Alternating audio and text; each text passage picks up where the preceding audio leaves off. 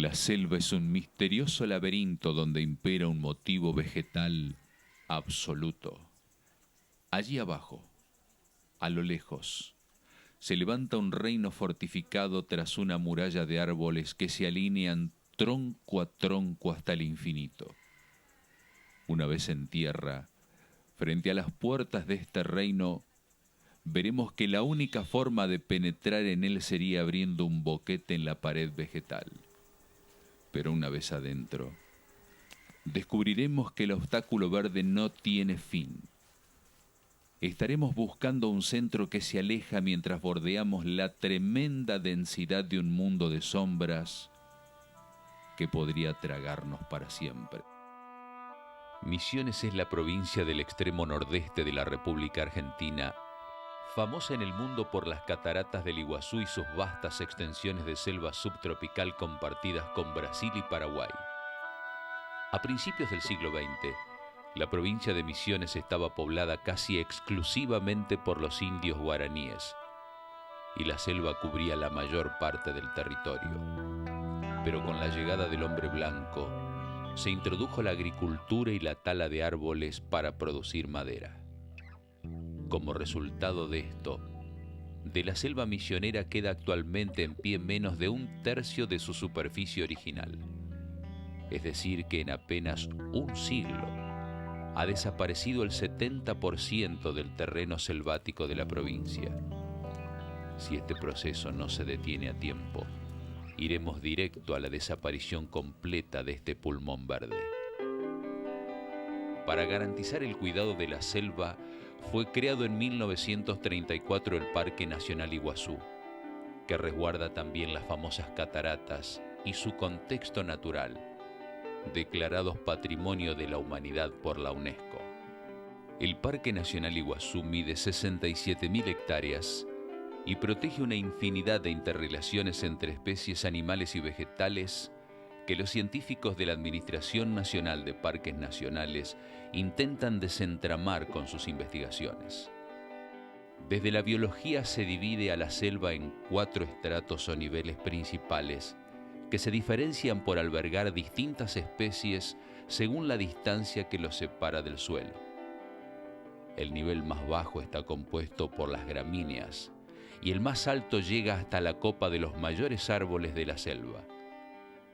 Entre estos dos extremos existen distintos niveles intermedios, cada uno con su flora y su fauna particular. La característica principal de los distintos estratos está definida principalmente por la cantidad de luz que llega a esos estratos. Obviamente, más abajo uno se encuentra, menor disponibilidad de luz existe. Generalmente, las especies que viven en los estratos bajos se caracterizan por tener hojas de gran tamaño. Es la principal característica para poder captar la mayor cantidad de luz posible. Los estratos más bajos son usados especialmente por algunos insectos, como en el caso de las hormigas cortadoras o las hormigas que viven en el suelo. Gran cantidad de artrópodos, todo lo que sean lombrices, lo que sean escarabajos y demás, desarrollan gran parte de su existencia en el suelo mismo. También es el lugar de circulación de los grandes mamíferos. Bueno, el segundo estrato es el que corresponde a un estrato arbustivo o de árboles bajos. El estrato arbóreo alto o dosel vegetal es un continuo. Uno, si realiza un sobrevuelo de la selva, en una selva en buen estado de conservación, va a ver como una alfombra, como un tapiz vegetal de verde. Sobre ese tapiz hay algunos árboles más altos, de mayores dimensiones, que sobresalen sobre esa superficie, que esos justamente son los que constituyen el estrato de los emergentes. El estrato emergente brinda soporte a especies de animales como las águilas, que utilizan estos árboles como base para tener una visión integral de la selva y detectar a sus presas con facilidad.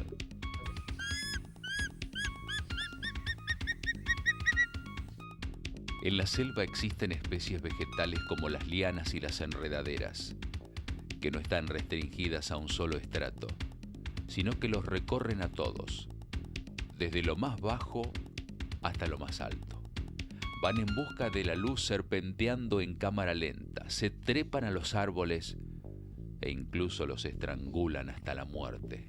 Tanto las lianas como que son enredaderas, digamos, las enredaderas tienen sus raíces en el sustrato, en el suelo del bosque y empiezan su desarrollo como cualquier otra planta, digamos. No son epífitas, es decir, no nacen en la parte alta o no se establecen sobre otra planta.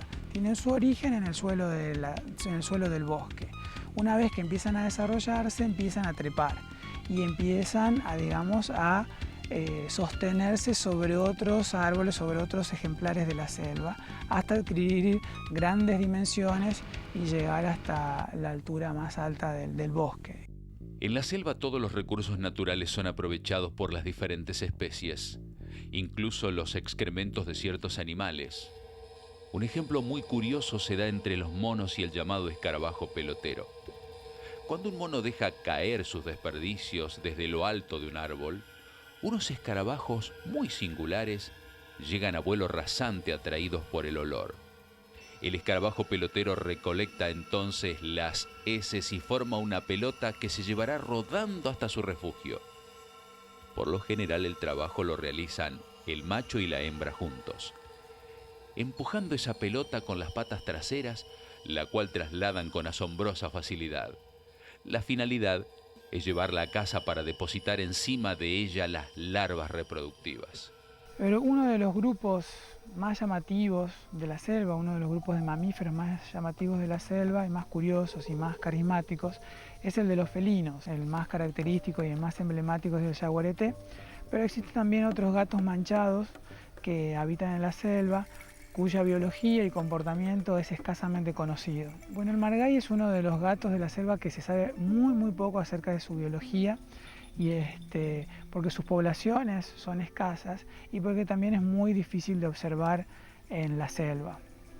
Es un gato especialmente adaptado para vivir sobre los árboles.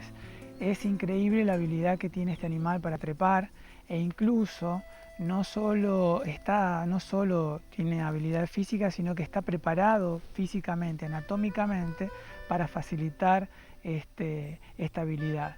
En general, los felinos que habitan la selva misionera y en el caso del margay son especies que en su momento fueron muy perseguidas por el hombre para la obtención de sus pieles. Sus pieles son muy llamativas, tienen colores llamativos y manchas muy características que le han dado gran valor en el mercado peletero internacional. Así que generalmente ha sido víctima de esta persecución. Actualmente el factor más importante, digamos, de su disminución es la destrucción del hábitat, es la pérdida, digamos, de superficie boscosa en la selva paranaense.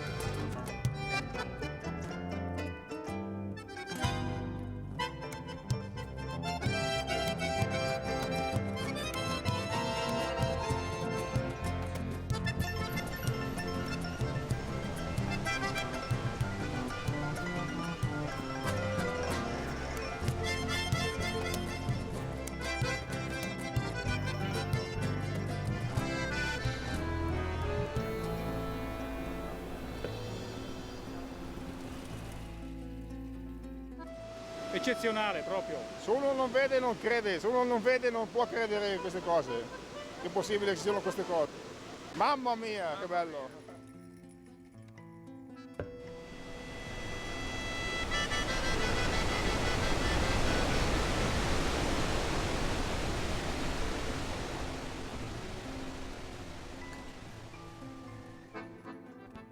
Mirá qué fabuloso esto, es impresionante. Mirá, Increíble. mirá. ¿Vieron algo así alguna vez?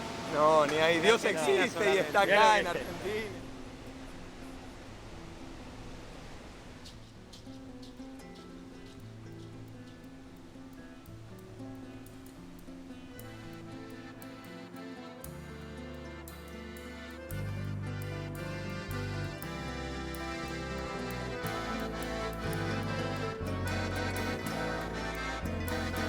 Beauty, schitterend, onvoorstelbaar.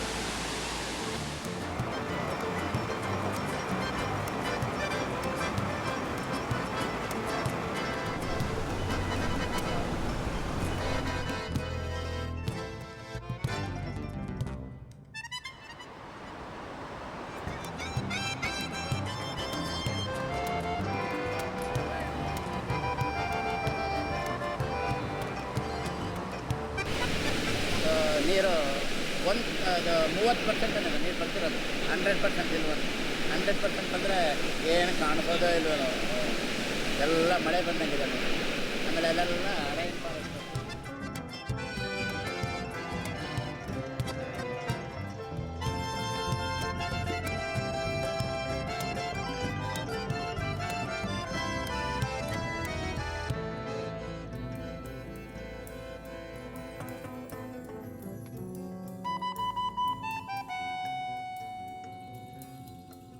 Realmente isso aqui é dos maiores espetáculos do mundo.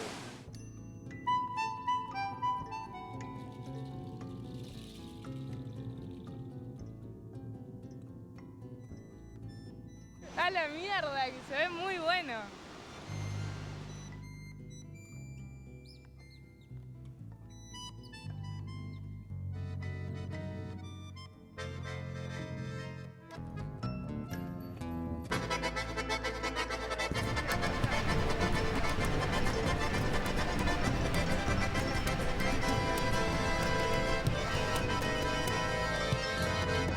Međunarodni su ovo najveći vodopadi na svetu.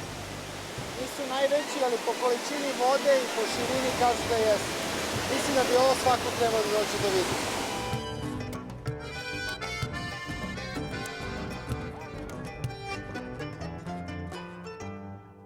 Birds flying around in there as well. They went into the, you know where the water is, the spray all down there. They went flying in and out. I wonder, can they go in under the waterfall? I suppose there's seals enough birds, anything's possible. You're getting knocked out in that.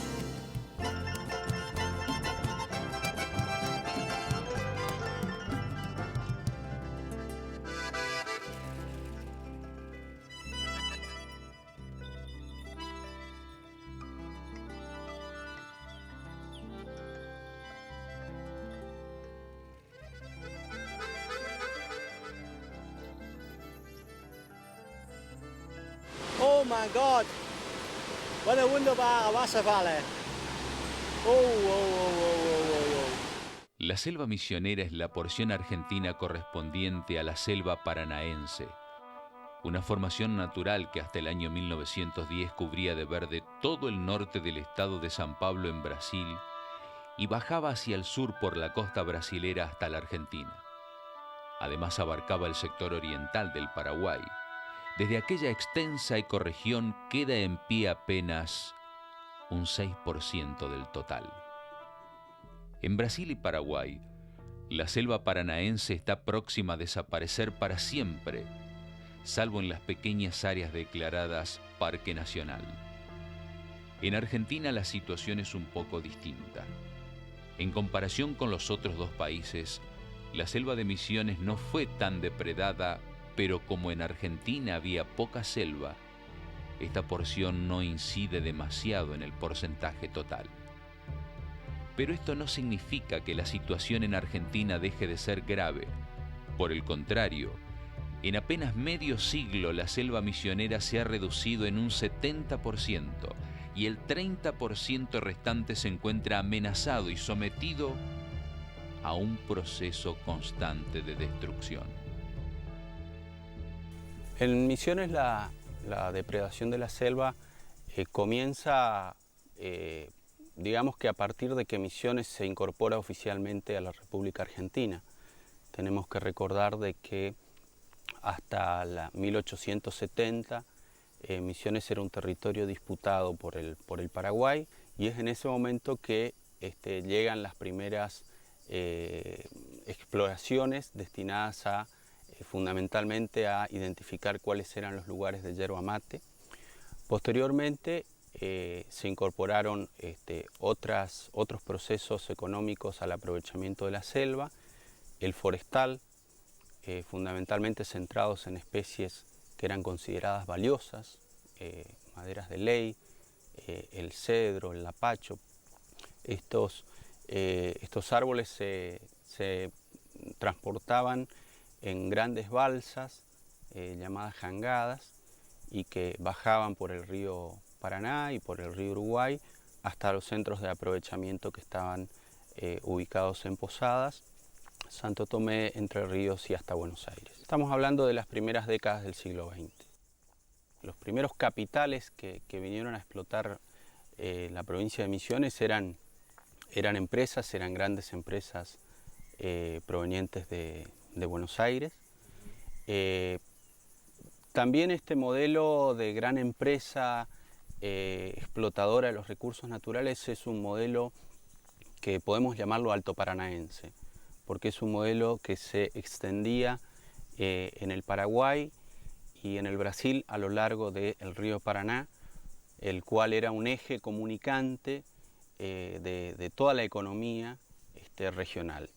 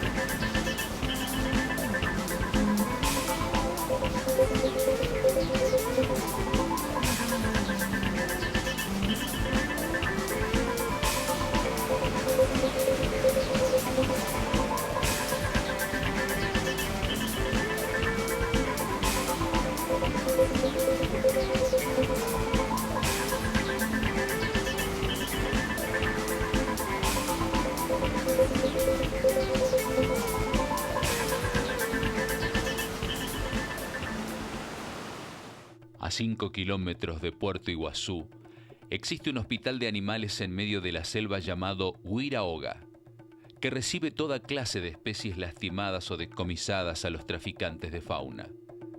Huiraoga, que en idioma guaraní significa la casa de los pájaros, fue levantado casi sin ayuda de nadie por el matrimonio compuesto por Jorge Anfuso y Silvia El Segut, quienes viven allí mismo desde 1997. Mucha gente que llega al lugar cree que Huiraoga es un zoológico, pero en verdad es todo lo contrario. Es un centro de reproducción y recría de animales que una vez curados vuelven a la selva. Uno de los trabajos más interesantes que se realizan en Huiraoga es el entrenamiento de águilas heridas para que puedan volver a la selva. Antes de liberarlas, se las entrena para que recuperen el instinto de la caza. De lo contrario, morirían de hambre en la jungla. La técnica utilizada para esto es el milenario arte de la cetrería, que consiste en entrenar a los animales para cazar. Todas las águilas misioneras que hay en Huiraoga fueron heridas de bala, en su mayoría por colonos que viven en la selva, cuyas gallinas son atacadas por estas aves. ¿Por qué las águilas atacan los animales de los colonos? Porque la selva está cada vez más reducida y ofrece menos comida. Entonces las aves deben salir de lo profundo de la selva hacia las zonas pobladas para buscar alimento. La cetrería que utilizamos es... esto ha nacido hace más de 11.000 años de antigüedad. Nace por la necesidad que el hombre tenía de cazar otros animales. Hoy se la usa como deporte y en nuestro caso como medio de conservación, porque tratamos de utilizar esta cetrería, que nosotros llamamos cetrería científica, para tratar de que estas águilas, a través de este método, puedan tener la posibilidad de volver nuevamente a su medio ambiente. Cabe aclarar que a veces estos pájaros pasan mucho tiempo en sus recintos. Eso hace que sus músculos se atrofien y que no estén en condiciones inmediatamente de liberarlo. Por eso, con esta técnica, los rehabilitamos y los colocamos en muy buenas condiciones para el vuelo. La técnica consiste en crearle al animal un reflejo condicionado. En primer lugar, se lo mantiene en su jaula durante muchas horas sin comer, y se le enseña que al pitar de un silbato va a recibir comida. Cuando se la suelta en la selva, el águila vuela hasta la copa más alta de un árbol. Entonces Silvia sopla el silbato y mueve un señuelo de cuero que simula ser un roedor, para que cuando el águila observe al supuesto animalito moverse, salte llena de furia hacia él. Si no tuviesen hambre, se escaparían. En ciertos casos se utiliza directamente un ratón de verdad. Esta es una, científicamente es conocida como Pisaetus tyrannus. Es una águila crestada negra de acá de Misiones. Es un pájaro que está en peligro de extinción, lamentablemente. Y bueno, este macho hace muchos años que lo tenemos, ya está totalmente recuperado. Tiene un tiro que le seccionó el esternón. Pero afortunadamente, si bien no puede ser devuelto a la naturaleza, esperamos de él, el día que se consiga una compañera, que puedan criar en cautiverio y de esa forma los hijos sí podrían volver a la naturaleza. Uno de los personajes más simpáticos de Huiraoga es el monito Totó, quien recibe personalmente a la mayoría de los visitantes. Totó Pita es un simpático monito, el único ejemplar de mono carayá rojo que hay en cautiverio entre comillas, porque ustedes lo vieron como anda por todos lados, en Argentina. Es de aquí de Misiones, muy local, de la zona de San Pedro, Cruce Caballero, San Vicente, y este mono viene de esa zona. Y tiene una historia bastante singular porque pasó de varias manos, nadie lo quería. Tenía apenas un mes de vida. Y llegó a nuestras manos gracias a una casualidad, y cuando detectamos al instante que se trataba de una especie en peligro de extinción, inmediatamente, bueno, hemos tomado todos los recaudos necesarios como para tratar de salvarle la vida, porque estaba en una situación crítica debido a su corta edad y por todas las manos que había pasado.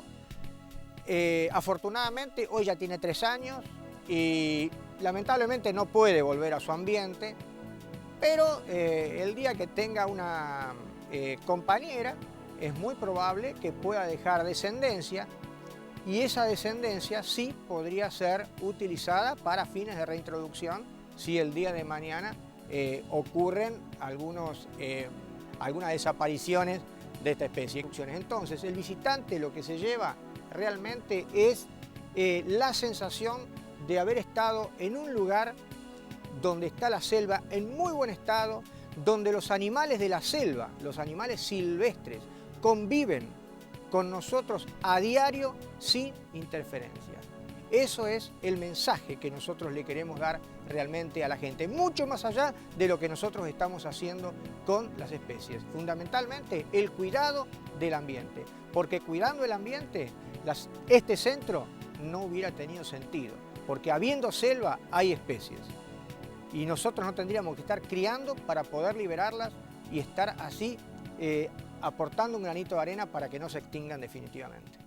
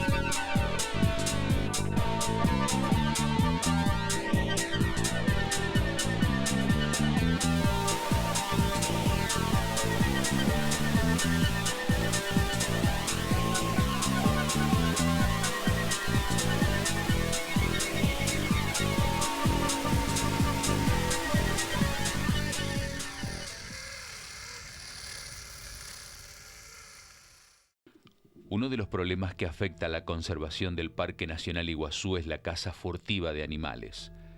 Estos ataques los realizan por lo general personas muy pobres que viven en las zonas limítrofes con el parque y que cazan para comer. Suelen ingresar al parque por la noche con armas muy precarias, atadas con alambres, y también utilizan unas trampas de metal a las que les colocan un cartucho que estalla en la cara del animal. El que está cazando va a buscar carne, va a buscar alimento, pero es capaz de tirarle a cualquier cosa que se le cruza. No todos los animales son cobrados, muchos mueren heridos lejos de allí, sin que los aproveche nadie. Algunos se los atrae a través de lo que se conoce como un salero, que es una bolsa de arpillera en el cual se coloca sal, y con el rocío de la noche esa sal gotea y va impregnando la tierra, y el animal viene a lamer la sal, y el furtivo desde un árbol, desde una plataforma que se llama sobrado, lo ataca. Un elevadísimo porcentaje de gente que caza en el parque son gente de que está indocumentada, no tiene domicilio fijo, no tiene trabajo, y cuando se hace se lo captura, o sea, se lo detiene y se hace su identificación con la colaboración de las fuerzas policiales. Hemos tenido casos de gente que nunca ha pasado por un registro de las personas, o sea que no existe. El yaguareté es el felino más grande de América, con ejemplares que llegan a pesar hasta 100 kilos. Originalmente se encontraban desde el sur de los Estados Unidos hasta la Patagonia, pero en la actualidad existen desde el sur de México hasta el extremo norte de nuestro país en la provincia de Misiones. Bueno, el yaguareté es una de las especies más amenazadas de extinción de nuestro país. Lo que ha llevado a esto es principalmente, en principio, la caza directa. Años atrás la piel de yaguareté tenía mucho valor comercial, que esto, bueno, dejó de ser así, pero aún así es perseguido como trofeo de caza. Pero ahora la presión de caza más importante está relacionada con los problemas que puede traer a los productores ganaderos. Suele ocasionar ataques y pérdidas a los productores alimentándose de animales domésticos. El otro motivo de peso que está diezmando al yaguareté es que su hábitat natural de la selva se está viendo fragmentado y deteriorado de forma acelerada. El resultado es que ya casi no quedan espacios extensos de la selva que puedan albergar grandes poblaciones de estos felinos. La consecuencia es que existen diversas comunidades pequeñas de yaguaretés que viven muy separadas una de la otra y no llegan a cruzarse. Se cree que esto llevará a la desaparición completa del yaguareté en Misiones. Los yaguareté, como muchas otras especies de predadores silvestres, son fuertemente territoriales. Un macho adulto puede llegar a necesitar 70 kilómetros cuadrados de superficie. En este territorio puede tolerar la presencia de otras hembras, pero no de otros machos. Esto hace que la densidad natural de la especie sea baja. En todo Misiones se cree que no existen más que 100 o 200 yaguaretés. El animal es bastante tímido y arisco, y son muy pocos los que lo han llegado a ver.